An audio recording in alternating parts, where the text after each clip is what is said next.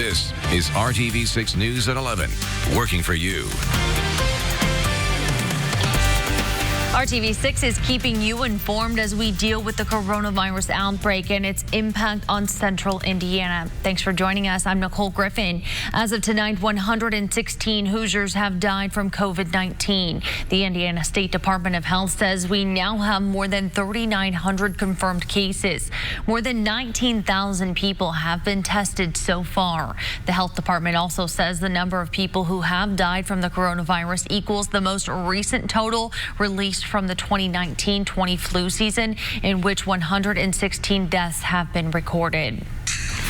The U.S. has another grim marker of the coronavirus pandemic as a new record of deaths for a single day. As of 8 o'clock tonight, 1,224 coronavirus deaths have been reported.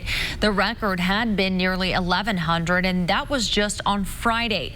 The total number of deaths has surpassed 8,000.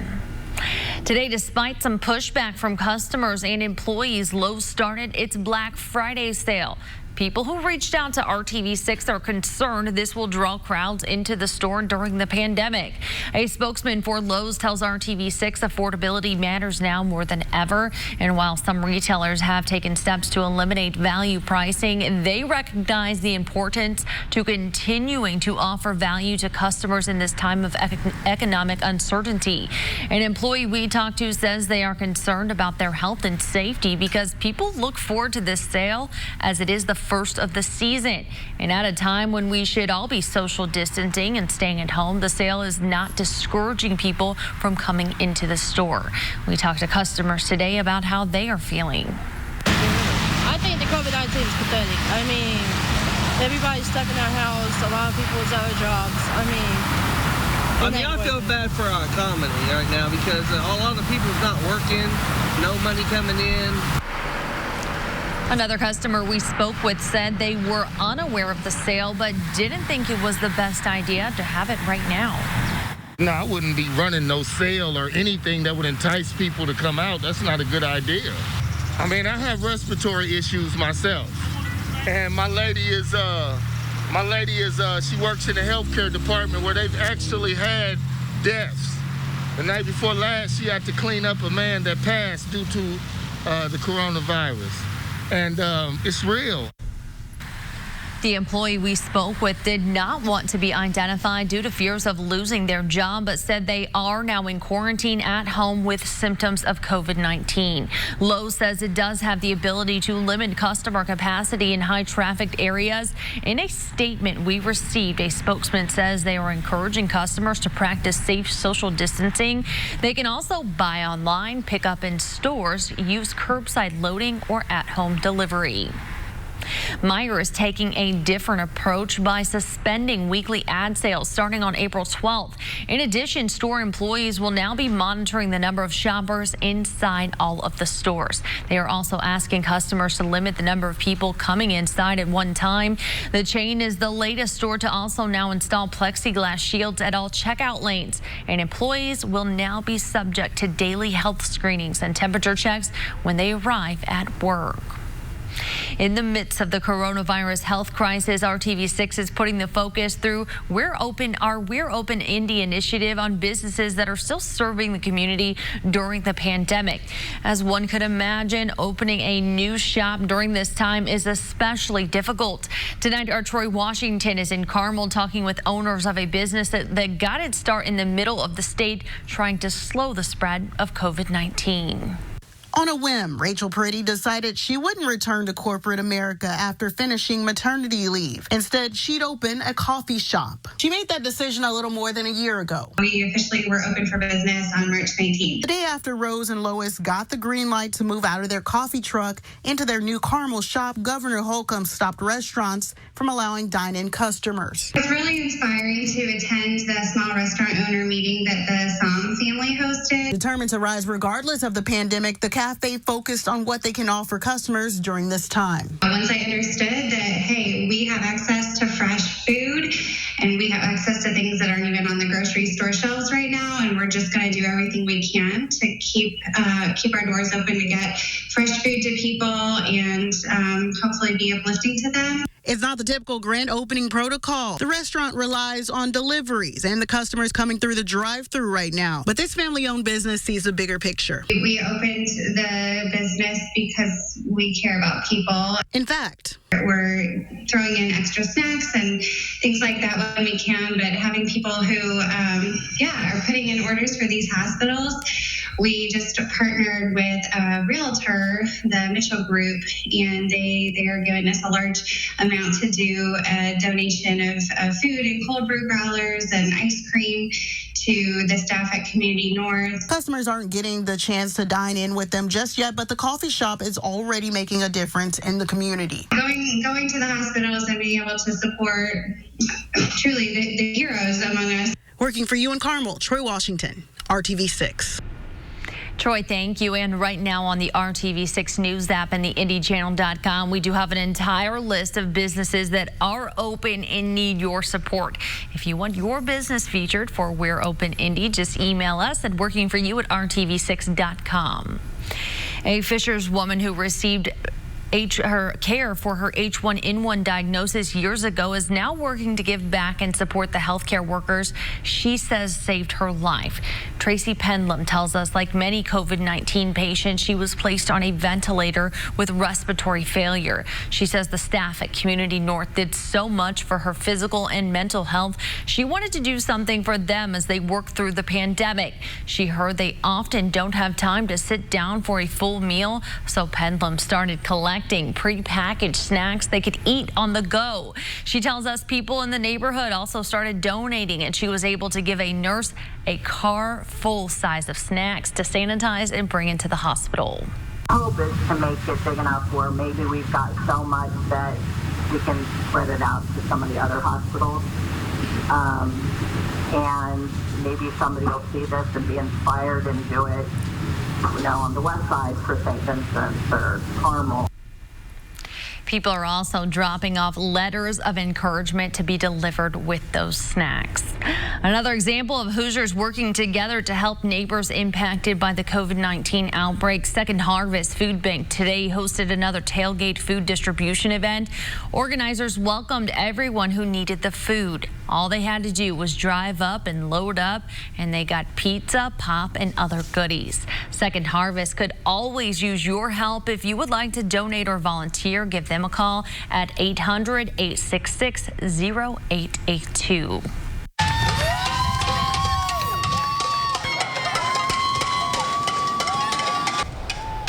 Well, those cheers tonight are for healthcare workers at Ascension St. Vincent in Carmel. Tonight, people stood on their apartment balconies at 8 o'clock on Main Street in Carmel. That apartment complex is right there by the hospital. The cheers are a way to show support for those healthcare workers working hard as they treat patients during the COVID-19 pandemic. Now to your Storm Team 6 forecast tonight. Meteorologist Kyle Mound standing by. Kyle, if you were outside tonight, you definitely needed the jacket. It got kind of chilly. Yeah, we've had some off and on showers throughout the day. Just can't seem to kind of shake those. We still have a few of them, although much of central Indiana is dry. We've got some very light rain stretching from just south of Shelbyville along I-65 here into Columbus, around Seymour, and back into portions of Brown County. But again, this is just a little batch of rain. It will continue to scoot off to the east, but we may actually see a couple of additional very spotty light showers here, especially over the south and eastern portions of central Indiana here as we go into tomorrow morning. By 6:30 in the morning, though, you can see the bulk of that rain over into Ohio. Our temperatures with those cloudy skies, we're all sitting in the 40s, 45 downtown, 42 for you in Kokomo, and 48 in the Bloomington area. Tomorrow morning, we'll wake up to temperatures right around 40 degrees as that sun rises at 7:22 with cloudy skies to start. Coming up, we'll detail your Sunday forecast, which does include clouds for some, sunshine for others. Also a big warm-up on the way and a few storm chances as we get into next week. All right, Kyle, thank you. Well, the search is on for a possible suspect in a domestic argument that spilled over into a gas station parking lot. The details straight ahead. And former Indiana Fever superstar Tamika Catchings is getting some major recognition.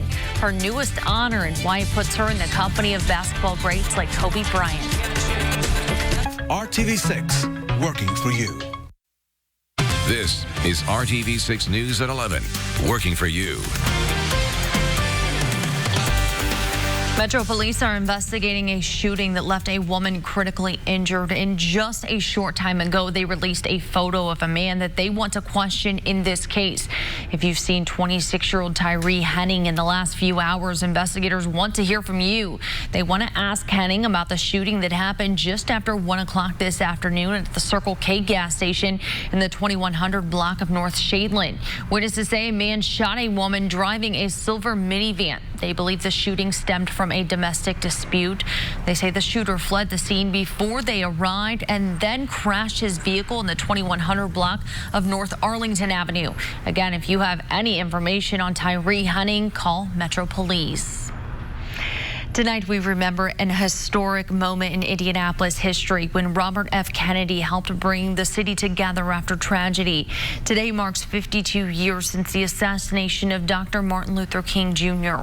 Kennedy broke the news to supporters in Indianapolis who'd gathered at 17th and Broadway to hear a scheduled speech. As communities around the country erupted in violence after Dr. King's death, Indianapolis remained calm. Kennedy's speech is credited for that. Today, the site of the speech, Martin Luther King Park, is home to the Kennedy King Memorial. The bronze monument commemorates Kennedy's speech that night and Dr. King's legacy. In 2018, the park was named a national commemorative site. Former Indiana Fever player Tamika Catchings just scored another high honor. She will be inducted into the 2020 class of the Naismith Memorial Basketball Hall of Fame. Catchings played 15 seasons with the Fever. She led the team to the 2012 WNBA championship. She won 4 Olympic gold medals with Team USA. Catchings was elected to the Women's Basketball Hall of Fame in February. She currently works as the Fever's general manager and vice president of basketball operations. The induction ceremony takes place on August 29th in Springfield, Massachusetts. Other inductees this year include the late Kobe Bryant, Tim Duncan, and Kevin Garnett. Concerns about the economy even has the lottery adjusting its budget. Powerball is lowering its minimum jackpot. It used to be the least anyone could win was $40 million. And if there was no winner, the jackpot would increase by at least $10 million. But now after the current jackpot is won, the pot will go down to $20 million. And it will only increase about $2 million if there isn't a winner. A Powerball spokesperson says sales are down with more people staying home and being more mindful of their spending.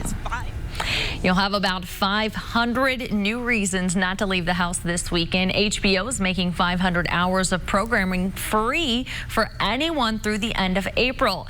That includes entire series like The Wire and The Sopranos. You don't need a subscription. You can find all of this free content on the HBO Go app or on their website.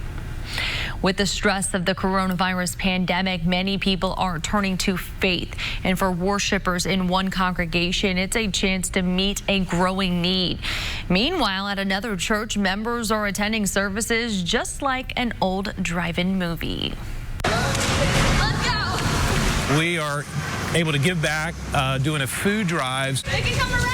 I'm Pastor Brian McDougall, executive pastor here at Idlewild Church. There really are 3 goals that we have right now. Number 1 is to help the church stay connected to God. Number 2, to help them stay connected to one another and to help the church stay connected to the hurting. Our pastors are providing daily support, biblical guidance. I'm Yerusha, and I'm local missions director at Idlewild Baptist Church. We want to serve our city. That's our heartbeat. It's so big. What can one individual do? And what one individual can do is care for another individual.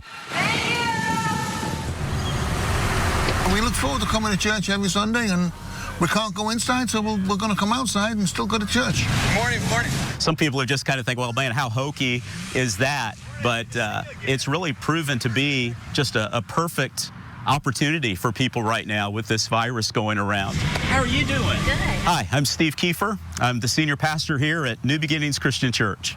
We believe that just as we're being cautious physically, we also need to be cautious, and we need to be feeding in and building up our spiritual dimension as well. And so faith is so important. I'm doing good. There's a lot more people coming, a ton of people, because every church is closed. This is a high one. We have communion every week. And we hope that more people, as this continues, are going to find that they can place their hope in Him. We want to know why things happen. And they won't be disappointed. And this time, it's good to get outside when you can. As we go through these warmer days, I was outside walking the dog earlier today, snapped one of those photos of the trees in full bloom, which is nice to see here. We get those signs of spring, but it also means we got some allergies to deal with. And here's a look at that allergy index. Probably no surprise here. It is going to be running quite high the next several days. We really didn't have a whole lot of rain to do us any good to wash that pollen away. You can see still a few of those showers, Shelbyville into Columbus this evening. Temperatures have generally settled back into the 40s, right at 40 degrees already for you in Lafayette, so it is going to be a chilly night for you. It's 46 in Greenfield and still holding on to the lower 50s in Connorsville. By tomorrow morning, we'll have temperatures around 40 in Danville, 36 though in Kokomo. So I think just warm enough. We won't really have an issue with any patchy frost out there, but the growing season has started from Indianapolis and areas to the south. So what that means is going forward, if we have any threats of frost in the forecast, there's likely to be some frost and freeze advisories. But getting out there in the yard tomorrow, going to mow the grass. Looks like you'll be in pretty good shape Sunday and Monday here as we're looking at pretty dry weather across central Indiana. Temperatures on Sunday will make their way from the 40s and back into the 50s as we have a mix of sun and clouds. It will be a dry day for us, but notice as we go through time here on TrueCast, we'll see a little more sunshine for you around Crawfordsville, Lafayette, as opposed to about the Seymour and Columbus areas. As we go through the evening hours, that's when we'll finally start to scour away some of those clouds, but more sunshine certainly as you work your way northwest across the state tomorrow. 57 will be your high in Lafayette for your Sunday afternoon. We'll make it to 58 in Columbus, so numbers pretty close to where they should be for this time of year. And we are really going to be warming things up here as we go into next week. It should feel pretty good after a high of 67 for us on Monday. We'll get into the lower 70s here Tuesday and Wednesday. We do have some rain chances in the 7-day planning forecast, but a lot of dry time in here because I think most of these chances will be during the overnight. One of those going to come our way Monday night. That will linger into Tuesday. Tuesday is really the best chance during the day that we'll see some of those showers and storms. And then we'll see another system that arrives Wednesday night, bringing some rainfall to the area. But before that, we will enjoy those highs in the 60s and 70s. A little cooler, though, as we go into the second half of the week. Thursday, a high of 53. We'll only make it into the upper 40s Friday, and both Friday and Saturday mornings, that's where we could have some frost as we go into next weekend. All right, Kyle. Thank you. Well, the so-called coronavirus hotspots are definitely feeling the heat as they brace for more deaths and a shortage of medical equipment. That story when we come back. TV6, working for you. Just a short time ago, President Donald Trump warned that, quote, there will be a lot of death in the coming weeks. New York continues to be the epicenter of the outbreak in the U.S. The last 48 hours have been the state's deadliest, with 630 deaths Friday and 562 on Thursday. The statewide death toll, more than 3,500. Governor Andrew Cuomo says his state is still not ready. More ventilators and personal protection equipment are needed to deal with the growing crisis, but help is coming. The state of Oregon offering 140 ventilators and another 1,000 ventilators donated by the Chinese government. And Governor Cuomo signed an executive order allowing medical students who were slated to graduate this year to start working right away. Plus, 85,000 medical volunteers, 22,000 from out of state are serving as reinforcement on the front lines. President Trump announced Saturday 1,000 medical military personnel will be sent to New York City as backup. Going into a battle that they've never really trained for. Nobody's trained for this. Nobody's seen this. In addition to New York, other hotspots such as Detroit and Louisiana are also seeing a dramatic increase of COVID-19 cases. Officials with the CDC now urging Americans to wear a face covering when they leave home and continue hand washing and social distancing. These measures could help protect against the spread of the virus. In what has become our new normal, Americans are staying home, but they still need groceries. Here's ABC's Diana Macedo with some tips on how to stay safe when you head out to the grocery store and some of what is being done to keep those employees at the store safe. As social distancing becomes the new norm, millions of Americans are staying home. But there's one outing many can't avoid, a trip to the grocery store. So how do you stay safe while shopping? Dr. Taz Bhatia has some tips, starting with bringing your own bag. A tote bag that you're bringing in, one less thing that you have to take from somebody else or that somebody else has handled. She also recommends wearing something to cover your face, which falls in line with new recommendations from the CDC. Another tip, leave the family at home and your phone in your pocket. Keep it down to maybe just you going to the grocery store or designate one family member to do so. Our phones, we are on them all the time, but they are a vector for viral transmission. While shopping, wipe down your cart, keep your distance from others, touch only what you need, use hand sanitizer, and look for prepackaged options. Now, once home, Dr. Taz says wash your hands, and then when it comes to produce, you just want to rinse with water, and if you want to be extra careful, you can peel it before you eat it. But concern is also growing for grocery store workers. Many stores like Walmart are now limiting capacity, counting and admitting customers through a single door. Whole Foods is also offering 2 weeks paid leave, but only for employees who test positive for COVID-19. Fellow businesses are also helping. This New Jersey manufacturing company used to produce custom displays for retail and restaurants, but has now transformed its business to make clear barriers to protect workers like cashiers. We're building floor stands that go up and will create a clear barrier so that give them some protection. Graff also hopes this need for protective dividers will help him bring back his furloughed workers. Diane Macedo, ABC News, New York.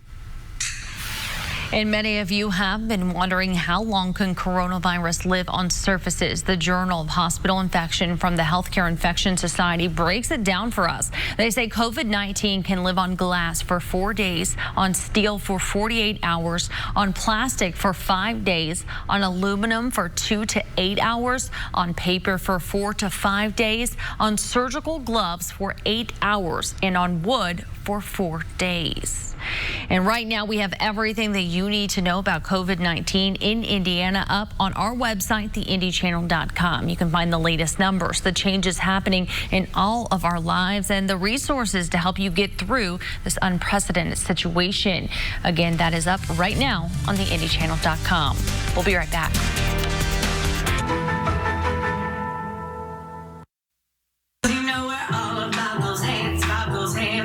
Wash them. We're all about those hands, just wash them. We're all about In an effort to make the most of the situation, employees at Creekside Health and Rehab on East 46th Street in Indianapolis created this video. They call it the Creekside COVID-19 Dance, where they are singing about staying inside, washing your hands, and practicing social distancing. That just makes me smile. Well, if your kids need a little pick-me-up and fun during this time at home, they will be able to call and listen to Indiana Pacers. Players and personalities read basketball-inspired books starting on Monday. The Indianapolis Public Library and Indiana Pacers are teaming up for the 27th year of Call a Pacer. The program runs through June. Again, it begins on Monday. Each week, kids can call 317-275-4444 or visit the Pacers website. Kyle. A lot of kids going to be looking forward to that one. We've got temperatures tomorrow close to 60 degrees. We'll be in the 60s and 70s for much of next week with just a few chances for rain. All right, Kyle, thank you. And thank you so much for joining us. We'll see you back here tomorrow at 6. Have a great night.